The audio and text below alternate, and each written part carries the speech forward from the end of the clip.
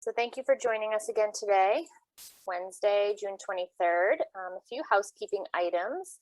Similar to last time, a link to the guidebook was provided via email. However, you can type in this address that's on the screen now into your web browser, and that should bring you right to it as well.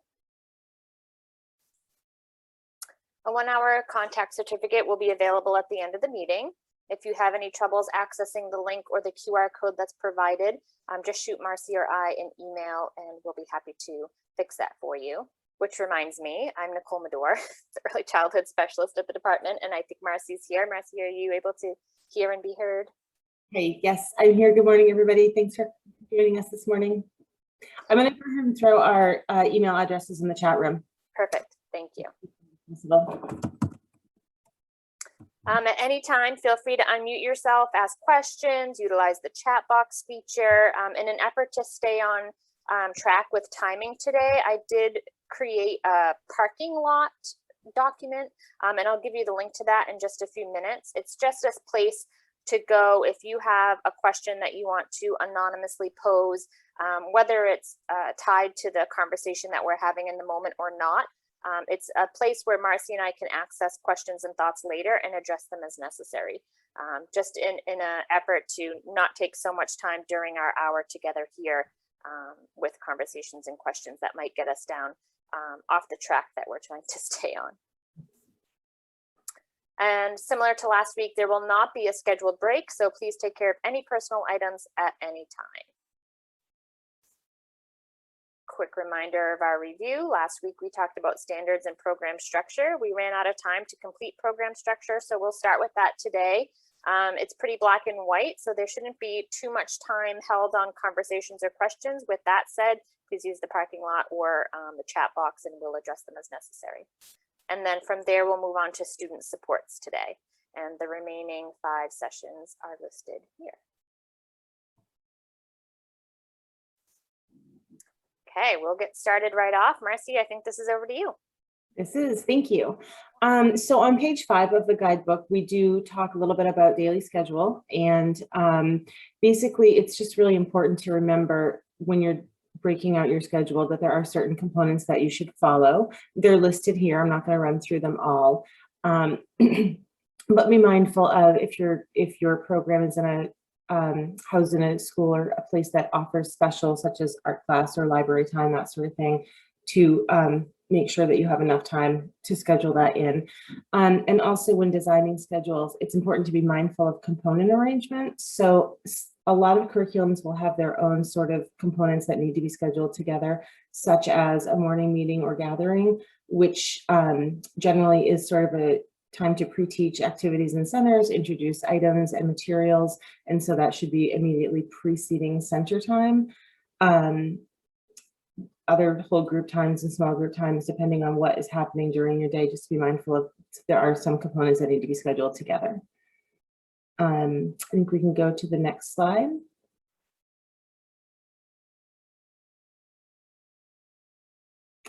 And so on page 28 of our guidebook, there is an appendix E with a couple of sample schedules. This one is a full day and half day. And again, some curriculums will have their own sort of schedule, but a lot of it plays into what your hours are in the classroom or in the program. And so a full day schedule, some things to be mindful of are center time and curriculum components should be at least 60 minutes, depending on if you're a full day or a half day program. Outside time should vary depending on how many hours you're in the classroom. There are a couple of other samples in Appendix E, but I just wanted to show you that that was there.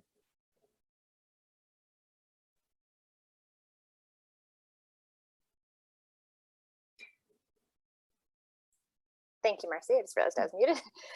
Moving right on through the guidebook, after the daily schedule information, you'll see positive interactions. This begins on page 6. And at the bottom, there's a resource that is linked in the document. And I just wanted to highlight that at the bottom here as well. So just some things to remember around positive interactions. None of this should be new news. I think everybody on the call would agree that these are important aspects to have in your classroom. But I did want to just sort of pull the information from the guidebook and highlight some of the key terms that deserve the highlighting. So staff interactions, of course, with children should be numbered, right? Interacting with students should be happening at all hours of the day when you're in the classroom providing instruction. So it's not meant to, oh, it's center time, now it's my time to go and do attendance, go to the bathroom, have a snack, reorganize my desk, things like that, right? That's what we're looking to avoid. So during your positive interactions, you want to make sure that they're conducted with positive leads. And that's just introducing the conversation, right? So approaching a student, starting a conversation, asking a question, prompting a response should all be led positively. Of course, we want staff that are modeling kindness and respect and who are attentive to the classroom, and they foster that confidence and security amongst their students. And I would also add to this that when you are intentionally modeling kindness and respect, call it out, name it what it is, right? So we are so often asking students to be respectful, to behave, to be kind. So, but by modeling that and saying, this is what kindness is, right? I'm being kind, I'm being respectful, or calling it out when you see it in the classroom. I noticed Marcy was really respectful when, etc.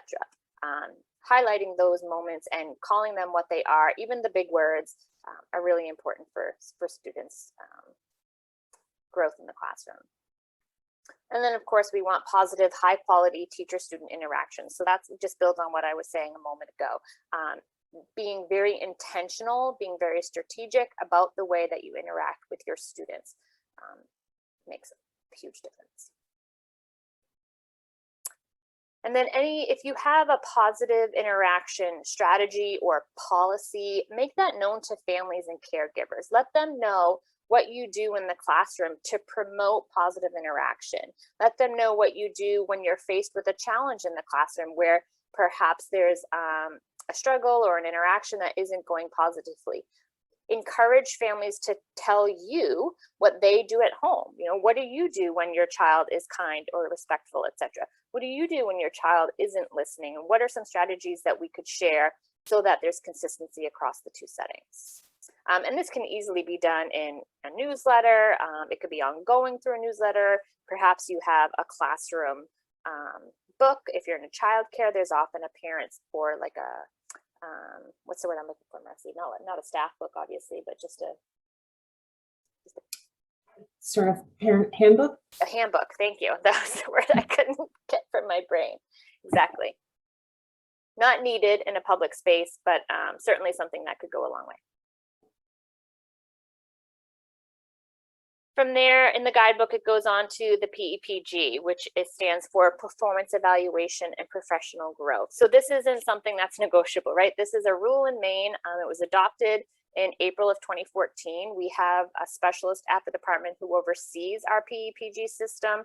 And this is essentially just the administrator's tool that they use to evaluate your teaching in the classroom. It's pretty black and white. There's a number of tools that SAUs can adopt. They're all listed and explained on the website, which is listed here, the educator eval/educator PERF for performance. And Emily Doty at the department is a great resource to answer any questions or clarifications around this. So if you're teaching in a public pre-K space and you're the staff of the SAU, then you should have some type of schedule and ongoing evaluation system already in place. Many of our SAUs that have public pre-K partner with a community agency, and sometimes those staff members are staff of the partner and not of the school or the school district. In those situations, they would have their own evaluation requirements.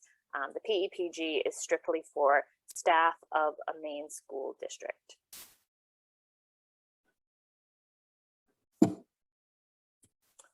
And then transportation, which is not as black and white, but certainly is a factor when providing public pre-K. So our K-12 counterparts do offer transportation on the wide scale across the state of Maine. If you have a public pre-K classroom, it is not required that you have a transportation opportunity for students. However, it's recommended, of course. We know that it boosts attendance and it assists families in getting students to school on time, and it assists families to do what they need to do while their child is in school and not have to worry about the transportation piece. I will tell you that not every school offers transportation for their public pre-K students, but those that do follow a variety of different strategies to make sure that that's successful and safe for the students. So some schools transport their pre-K students only in a separate bus or a separate bus run.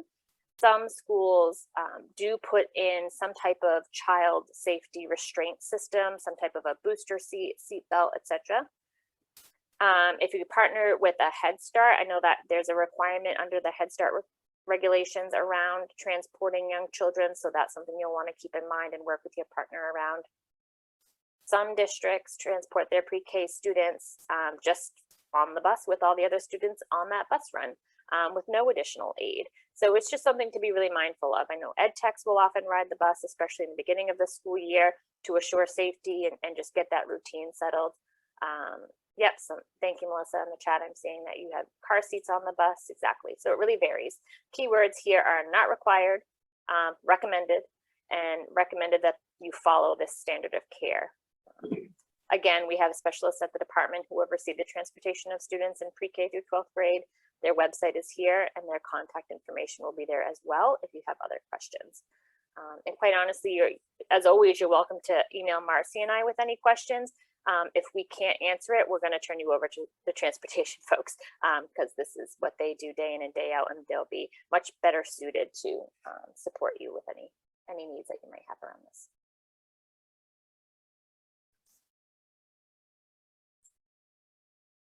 Okay, so that was a really quick wrap up of our pieces that we didn't get to last time. So I will just pause for a minute. Is there any questions right out of the gate regarding any of those pieces? And while you do that, I'm going to copy this into the chat box, this link real quick.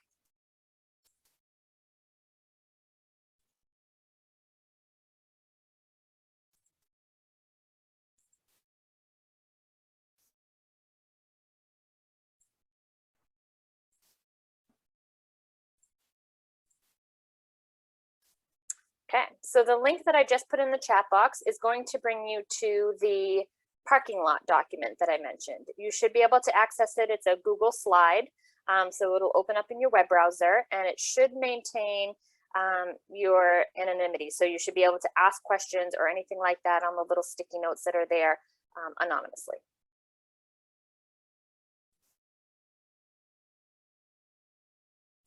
Okay, thank you. And okay, we'll get started on our next section, which was student support, and you'll find this begins on page 7 of the guidebook.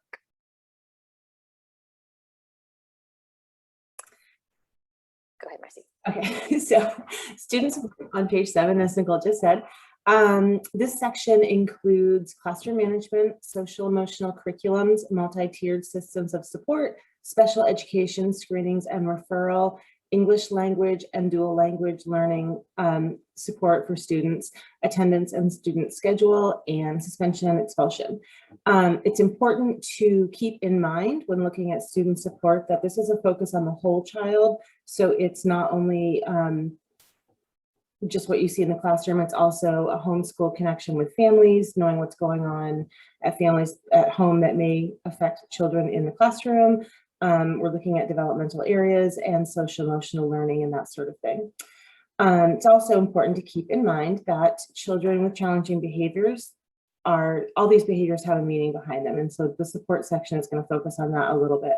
And so as adults in the classroom, it is our job to sort of support children around those behaviors and translate what they may mean. And so the home connection is really important there, just knowing how the child woke up in the morning, or if there's anything happening in the home that's either exciting or, less than positive. Those things, so, they affect children in the classroom. And if we don't have those conversations and we don't know those things, we don't know how to support the children. The other thing I want to point out before we get into this section fully is that children with challenging behaviors are not always children with identifiable behaviors. And what I mean by this is not all children with challenging behaviors are going to qualify for IEP and special education services. And because of that, it's very important as adults in the classroom that we have strategies and understanding around these behaviors and how to support children through them.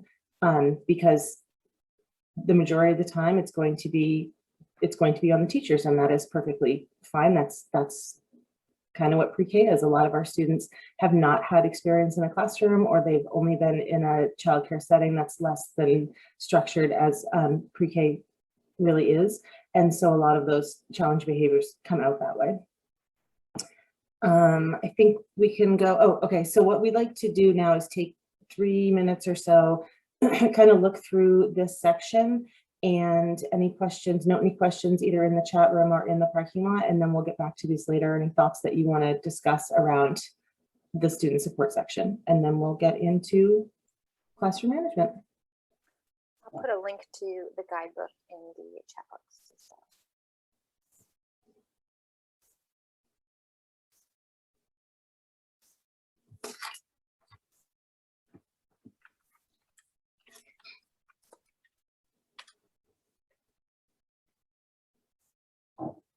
Okay, started the timer for 3 minutes and we'll be right back.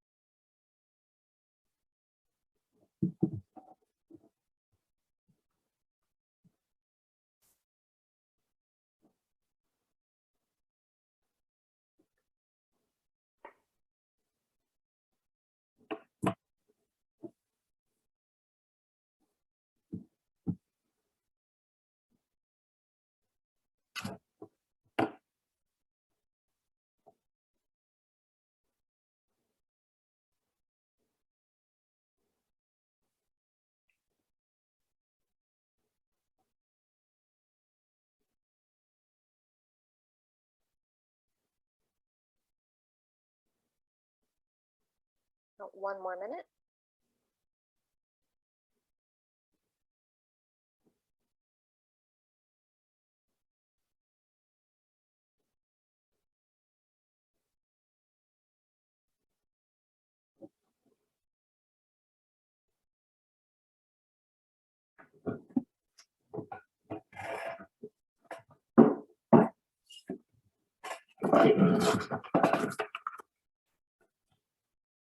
Thirty seconds.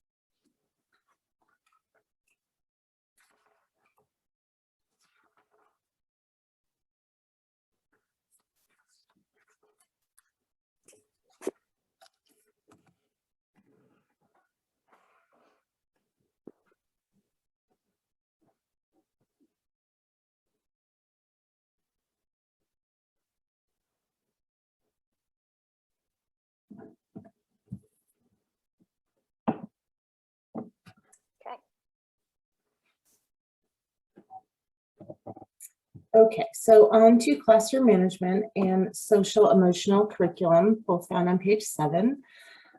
This is a section that focuses on supporting the whole child, which is what we just talked about. So classroom management is really around behavior management. And if you are a positive classroom manager, then your behaviors will decrease, essentially. That's what research is showing us. So around this, we're looking at having clear and consistent expectations, and those expectations are maybe listed, they're visual, they're reminders throughout the day. It's not once at morning meeting and then you're done. It really is, children really need to have those reminders consistently throughout the day. And they have to be super clear. It's, you know, walking feet, hands to self, whatever wording you have or language you're using. All adults in the classroom, if they're coming in as, you know, special educators coming in, or, you know, somebody serving lunch, everybody should be using the same language, which is very clear and consistent for the children. Positive reinforcement of desired behaviors is really calling out those behaviors that you're seeing that are positive. And, you know, great job keeping your hands to yourself today, or I love that you're using the blocks for building. That's super safe today. You know, that sort of thing, instead of always being like no running or no, you know, we don't throw blocks, that sort of thing. But I was calling out the positives as reminders for children. Strategies for monitoring students in order to be proactive and able to redirect. Having these tools can help prevent challenging behaviors. So it's really around being proactive instead of reactive. And again, those clear and consistent expectations that are reminded throughout the day are going to be very proactive.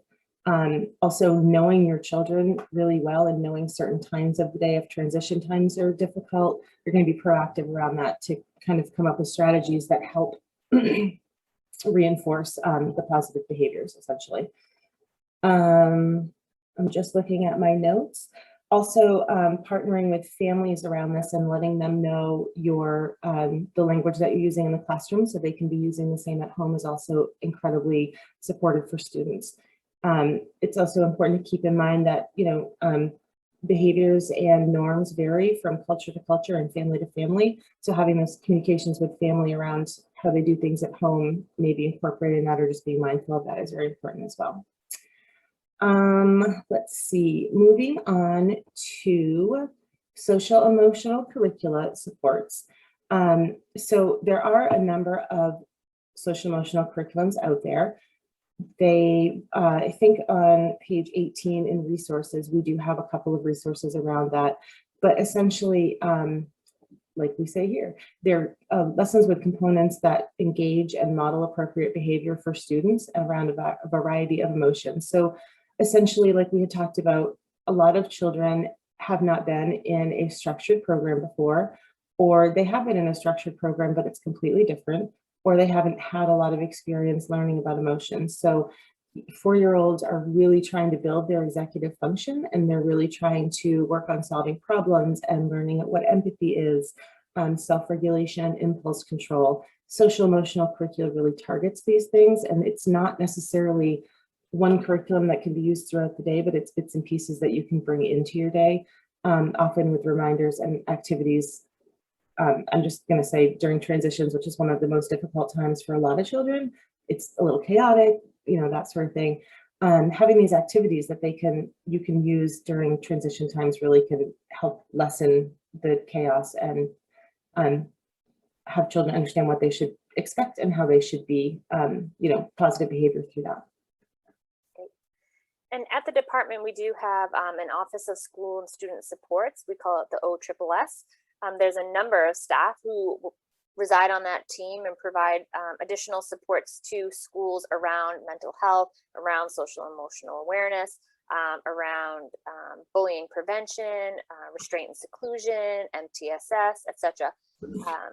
And they have created a social and emotional curriculum that, as is right now, is available for pre-K through 12th grade. However, there's a caveat in that the pre-K modules that are available there are essentially just kindergarten modules that they sort of picked through and thought would be appropriate for pre-K. So it's not ideal in any way, shape, or form. So our goal is to work together, the early learning team with the OSSS office, to update create and provide modules for pre-K age students specifically within the SEL curriculum. So the timeline for that was supposed to be sooner than later with COVID, and some of you may be aware of the Moose modules that we've created and other innovation work that's been going on at the department. The pre-K SEL work has sort of taken a pause at the moment, but it is something that we're wanting to update. With that said, you'll recall last week we talked about the pre-K for Me curriculum. SEL lessons are embedded within the pre-K for Me curriculum as well. So you'll remember I said, if you're utilizing pre-K for Me, there's really not a need to purchase any other supplemental curricula.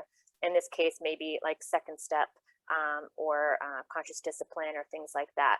You certainly could. There's room and space to supplement with those pieces, but it's not needed. But those are two of the more popular ones that we hear districts and Head Start partnerships utilizing in their classrooms. And I don't think I had anything else to add on that page. But. It's also important to know that in the resource section on page 18, the social emotional SEL for Me that Nicole was just talking about, there's a link there. Perfect. You can easily find that. Okay, on page 8, you'll see highlighted, and actually I think it's committed to most, if not that whole page, to multi-tiered systems of support. So again, we do have an MTSS specialist. Her name is Andrea Logan, and she sort of bridges and sits on both teams, our early learning team, as well as the Office of School and Student Supports, OSSS. So we are able to provide support around multi-tiered systems through both lenses, right? So Andrea oversees frameworks for MTSS from pre-K through grade 12, which is a huge span, but it's not impossible. And luckily, Marcy and I are really lucky that Andrea sits on our early learning team. So we have a lot of collaboration and communication with her around this very topic and what it could and should look like in early childhood classrooms, pre-K through 3rd grade and beyond. So Andrea and I recently conducted an MTSS series, which will be available as the summer goes on our website for additional professional learning. Truth be told, if you were to email Marcy and I with an MTSS specific question, we're confident in supplying answers. However, we will always pull Andrea in because she is the expert on this very topic. So go ahead and flip to page 8 in the guidebook if you can. And just take 30 seconds to reread the tier descriptors that are highlighted on that page. You'll see tier 1, tier 2, tier 3, and they're fairly brief. So I'll just give you a few seconds to breeze through those.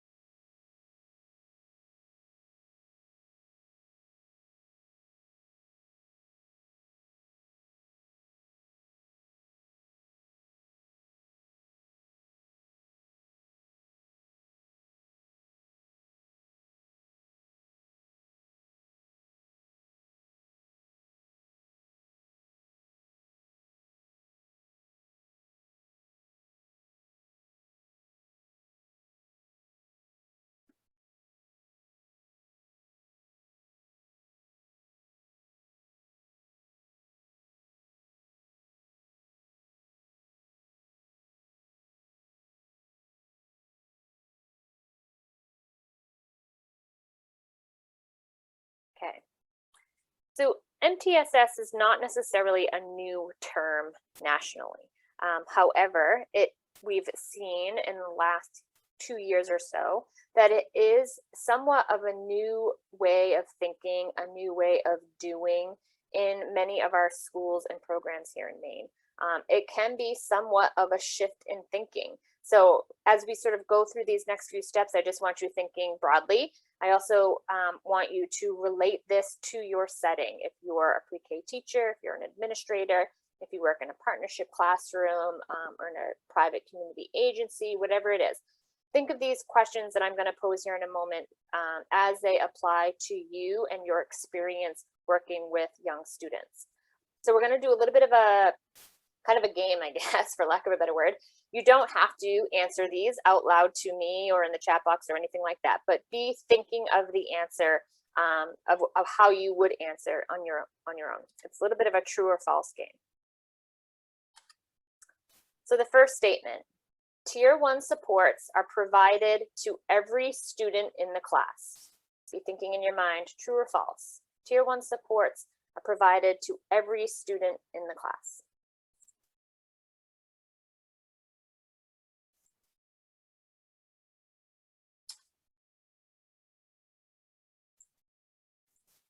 True. So at the universal level, which you'll see in the guidebook, is Tier 1. That's what we call the universal level. That those supports are provided to every single student. So an example of a Tier 1 support, albeit maybe a bad example, but one nonetheless, might be a visual daily schedule in your classroom, right? So that's something that you have provided in your space, and it's available for every single student in that classroom to access, whether they need it or not. Okay, so some students might be able to go about their day, transition from one activity to another with little or no issues. Other students, however, have a little bit more difficulty transitioning from whole group to small group, or indoors to outdoors, or transitioning from meal or snack to an activity. So that's when you might utilize a visual daily schedule to point out, here we are now, next is this. First we'll do this, then we'll do this. And you might even have, something that moves through the day, some type of a marker. I've seen this done in a variety of ways that are all successful. You, the teacher, are the driver of that and knowing what is best for your students. I apologize if you can hear my dogs in the background. So Tier 1 supports, like a visual daily schedule, are provided to every student in the class, whether all students need it or not. Okay, next statement. Tier 1 supports stop when Tier 2 or Tier 3 supports are implemented. Think about that for a second.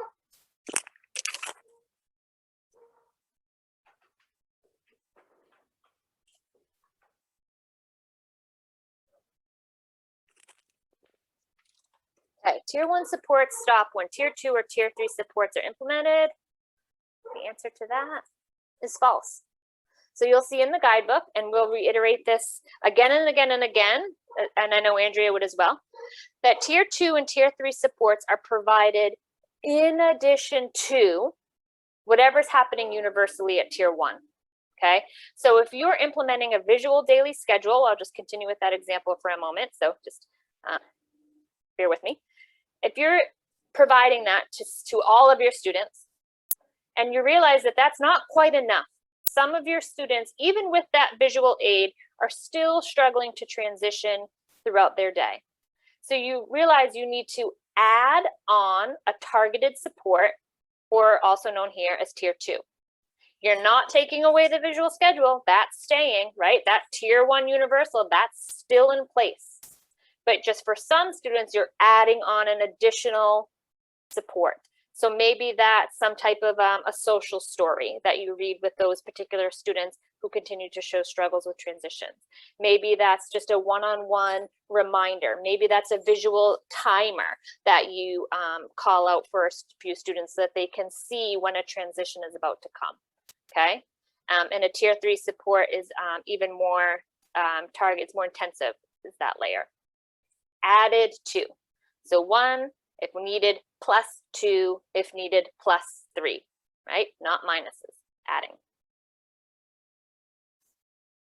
Okay, the next statement. Response to intervention, lovingly called RTI, is another name for MTSS. And I saw that in the chat box. Thank you, Marcy. Here you are, Shirley. RTI is another name for MTSS. Think in your mind, true or false?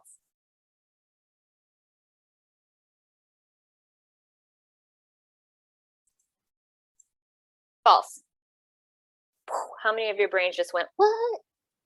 What did you just say to me? RTI is not another name for MTSS. RTI is a form of MTSS. right? So MTSS, that multi-tiered system of support, that big framework is your umbrella, under which strategies for different tiered supports fall. RTI is one of those strategies.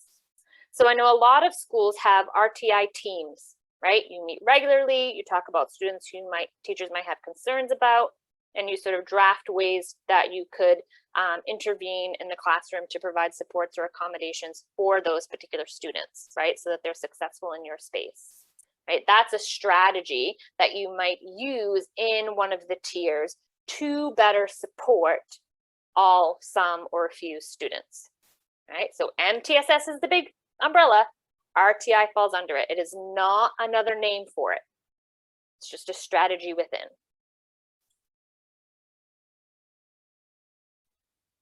Okay.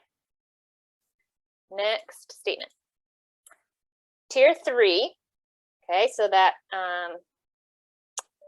intense level is the special education tier. So only children with an IEP receive this level of support. I'll give you a minute to think about that.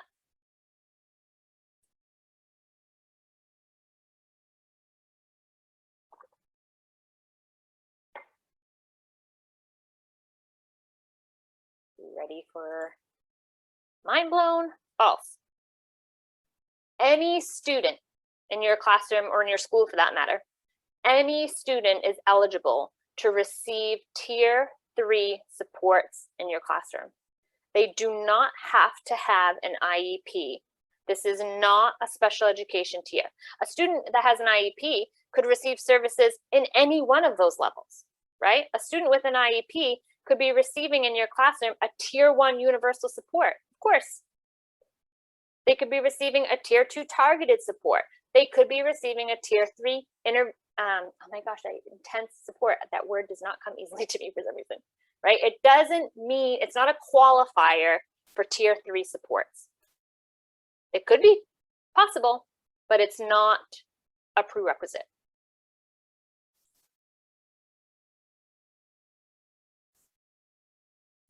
And the final statement for here. Tiered support is fluid, meaning students move in and out of leveled supports as necessary.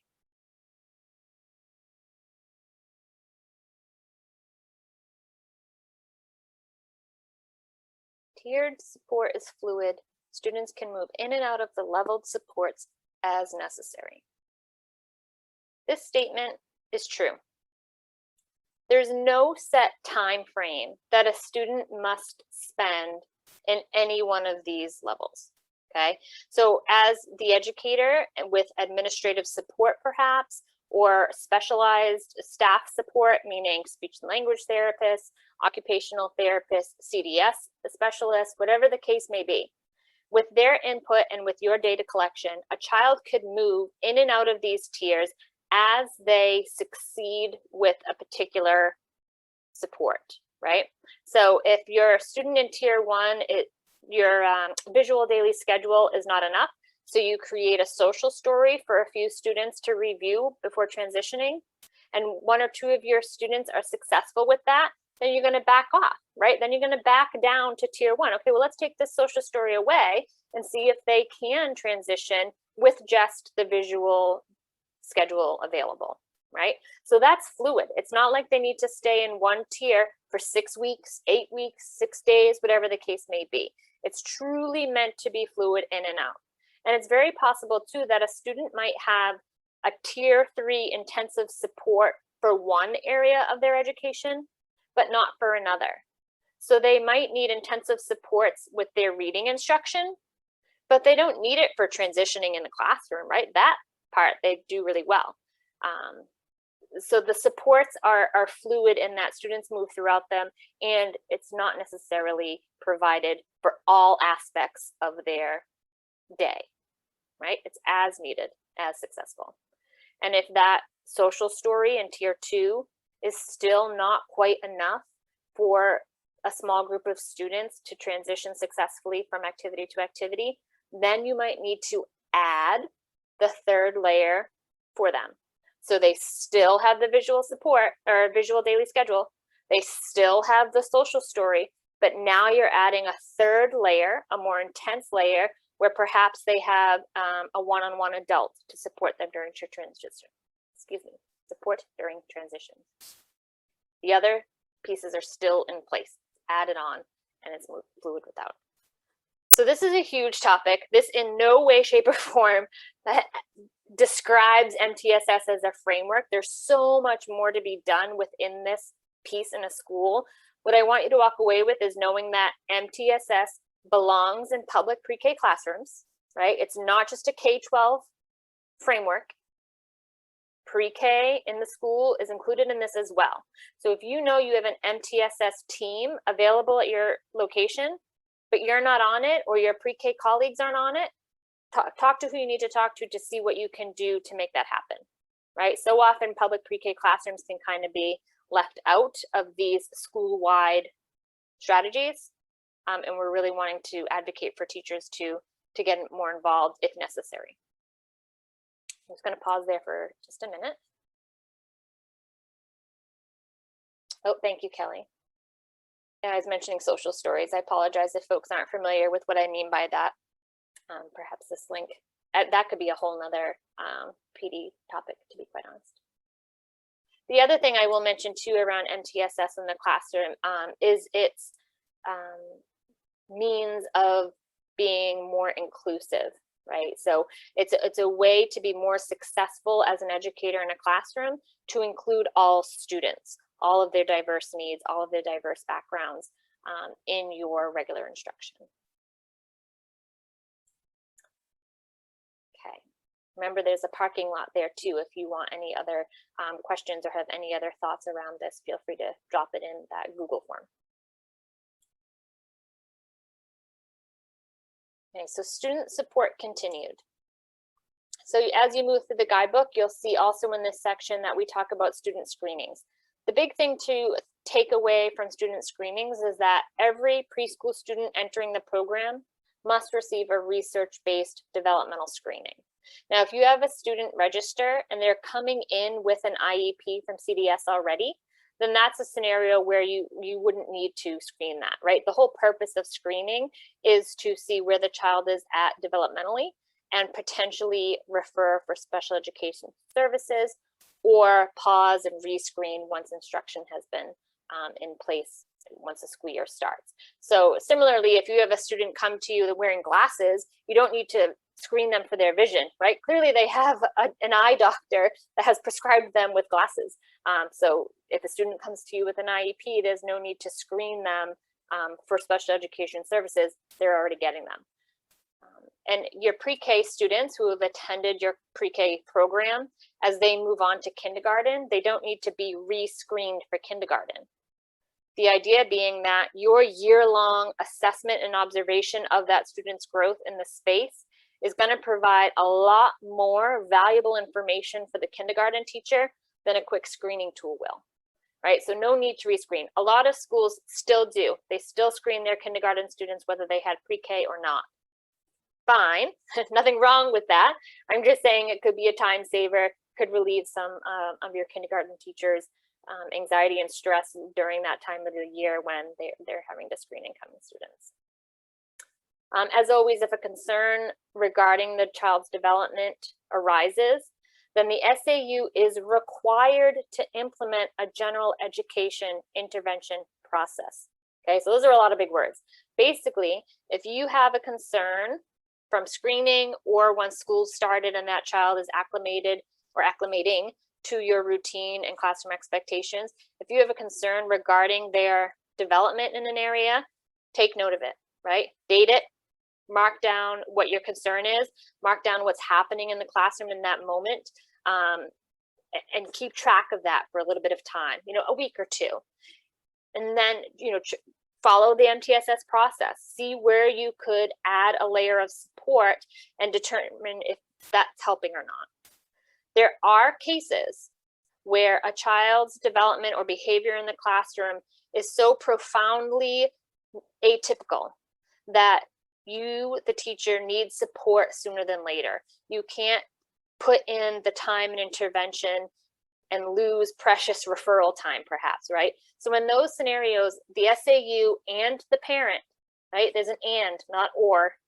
The SAU and parent agree that one is not needed, meaning that a general education intervention process is not needed, and you go straight to referral. Okay, that's a conversation between the educator, administration at the SAU, and the parent. And if they both agree that, no, we can't waste time with this, there's something really amiss here, and we want to support the student sooner than later, then you can go straight to referral. But I guarantee you, Child Development Services, the agency you're referring to, is going to want to know dates, data, what did you notice, what did you try that worked, what did you try that didn't work in those other scenarios. Just be aware of that. The next section talks about 3 words that really should not ever be aligned with 4-year-olds, but they are often. So suspension, expulsion, and modified day. Suspension we define here, and I took it from this resource that's hyperlinked at the bottom of the slide. Suspension is known as when the child is temporarily removed from the classroom and or their peers are removed from the classroom, or the child is sent home for some part of the program day in response to problem behavior. Expulsion is a permanent dismissal of the child from the program in response to problem behavior. The key thing here, oops, sorry.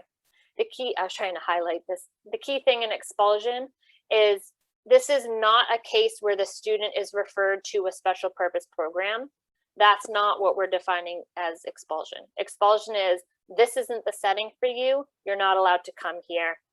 And you're essentially sending a message of, I'm not worried about where you go, but it's not going to be here.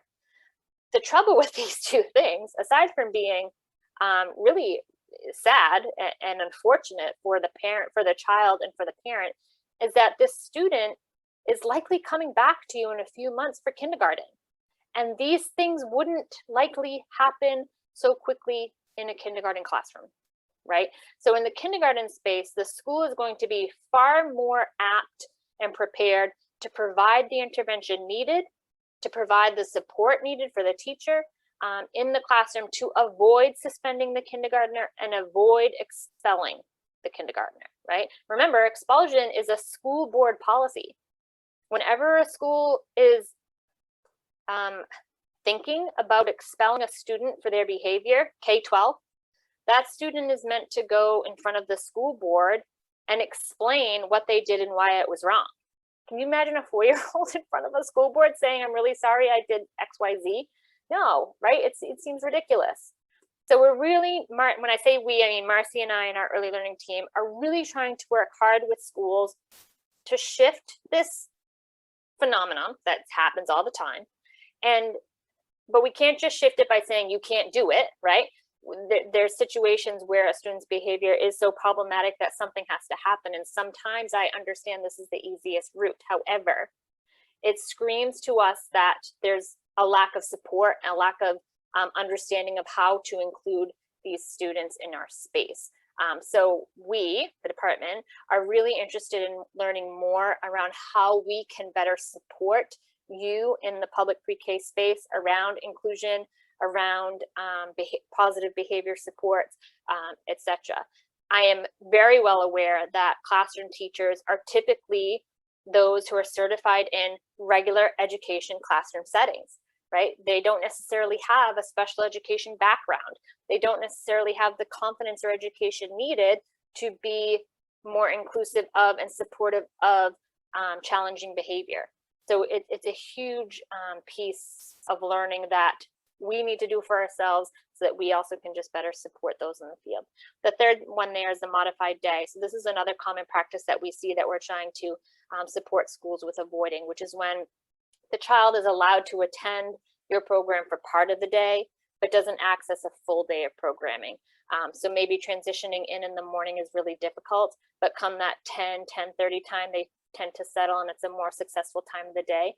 And therefore you tell the parent, they're not allowed to come from 8 to 10, but you can drop them off at 10, right? And pick them up later.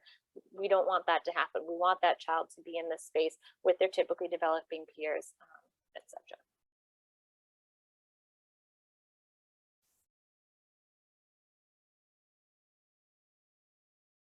I'm just taking a moment to let that sink in and go through the chat.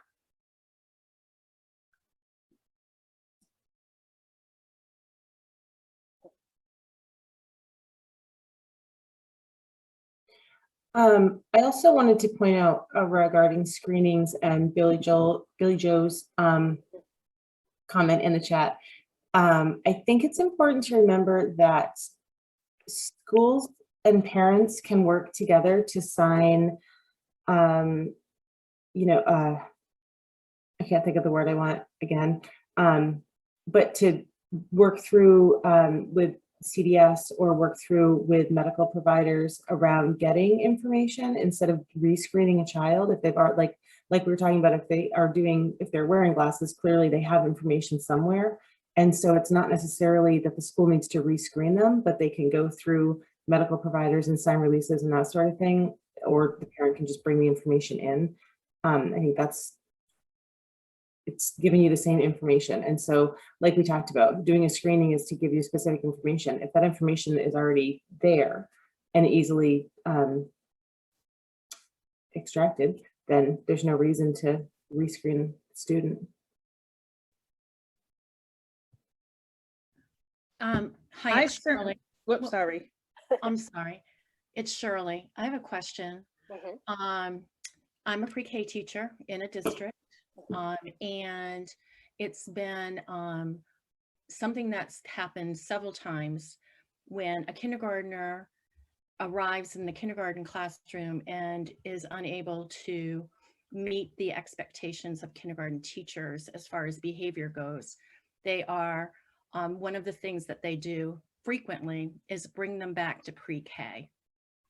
And we have them in pre-K. Is this something that is a positive thing, or, I'm feeling like it's helpful, but they still have to go to kindergarten the following year, and they're still having a hard, and they go to kindergarten and they still have a challenging time. Is this something that my colleague and I need to start saying, wait a minute, if it's hard for them if it's hard for them right now, maybe keeping them in kindergarten to give them that full day support rather than a half a day support would be a better option versus bringing them back to pre-K to have a half day option only. So I think that that's a multi-pronged answer, Shirley, because the short answer is it's truly dependent upon the student and their developmental level and their ability to access the space and the grade that they're in. With that said, it also screams loud and clear that and reiterates the fact that the school, the classroom, the teacher needs to be ready for the student versus the student being ready for the teacher, the grade, the school, etc. Meaning, if that if that student is age eligible and developmentally ready for moving on to kindergarten in the grand scheme, right? It doesn't mean that they're a perfect academically achieving student. It just means that they're 5 years old, they can enter the kindergarten space. That's the parents' wishes. You and your pre-K colleagues have affirmed that, yes, this child will possibly need supports in the kindergarten space. However, it should be progressed onto that grade. Then the kindergarten teachers need to be ready for that, right? It's not a kindergarten mold that this student needs to form to. It's a student mold that the teacher needs to form to. So if a level of support is needed, then it just speaks to me that the kindergarten team perhaps is not prepared to provide that level. Again, there are situations where the pre-K classroom is a better setting for a variety of reasons for a kindergarten eligible student, and that's possible to do.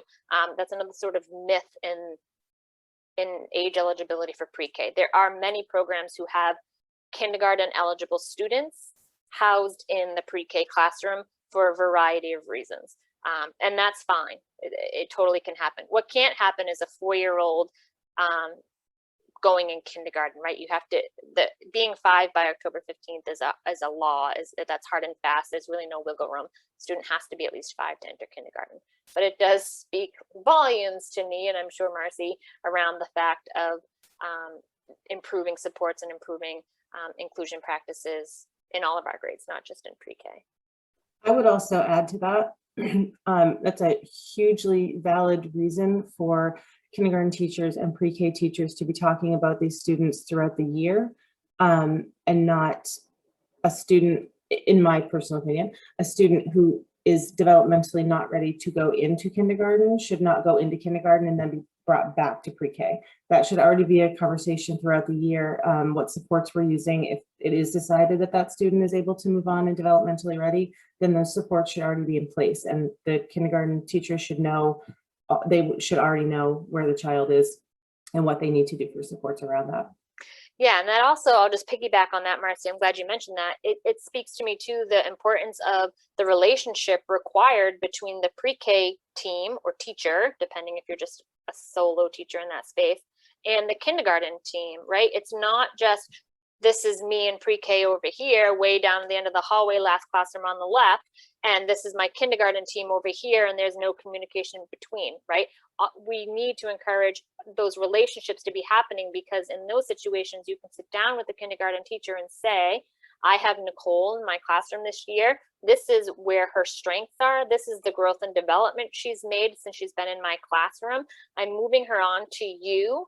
It's not going to be perfect and beautiful and seamless. However, here are some things that we should, continue to keep data on, continue to observe, continue to support in the kindergarten space. Me, the pre-K teacher, I'm happy to support you with that. However, this child needs to be moving in through the system. I'd like to just provide more information. The children that have been brought back to pre-K, they had no pre-K experience at all. So they were new to school district. So that's also a part that, that's why they were put into our classroom, was because they're new to the whole academic journey. Yeah. So it's just a question that my colleague and I've been having a lot, because it seems like it happens yearly for the two of us. Yeah. Yeah, it's tricky, and it can point back to your enrollment policies. So in your district, if you're not able to enroll universally and you need some type of enrollment policy, then you could say essentially, our seats are for pre-K eligible students, meaning 4 years old by October 15th. And then if you have additional seats available to fill, you can take on the 5-year-olds potentially who need that. With that said, it's still a team piece, a team building to support that student, right? That student belongs to the school. It belongs to all of the educators, all of the support staff, all of the administrators, all of the janitors, all of the cafeteria workers are working to support that student in their expertise way, right? And so doing so might involve some pre-K bridging, but pre-K is not a prerequisite for kindergarten either, right? If the student's kindergarten age eligible, then they don't have to have pre-K in order to enter kindergarten. Just looking at the time, I see that Billy has had her hand up for a while. So, and it's about 2 of. So if you have a question you want to ask while the information on the contact certificate is up, that would be great.